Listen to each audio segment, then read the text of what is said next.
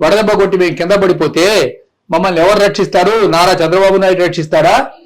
లేకపోతే వైఎస్ జగన్మోహన్ రెడ్డి వచ్చి మా ఇంటికి వచ్చి మాకు ట్రీట్మెంట్ ఇస్తాడా? నిజమే, అది ఇట్స్ ఎ పాయింట్, కాదని నేను అంటలేదు.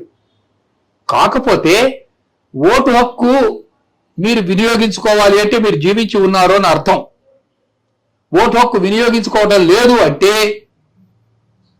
మీ వేరే బౌట్స్ తెలియటం లేదన్నమాట కదా. అవును, మీరు జీవించి ఉంటే మీ ఓటు హక్కు మీరు వినియోగించుకోవాలి. నన్ను గనక అడిగినట్లయితే రాజ్యాంగంలో ఒక చిన్న మార్పు చేయాలమ్మా. ఏం మార్పు చేయాలి సార్? ఓటు వెయ్యని వాడికి 10,000 రూపాయలు జరిమానా, 4 రోజులు జైలు శిక్ష. అంటే ఓటు వేయకపోతే శిక్ష లేదు కాబట్టి దాన్ని అంత అలసత్వంగా తీసుకుంటున్నారని అంటారా? Correct. Compulsory voting should be introduced in our constitution.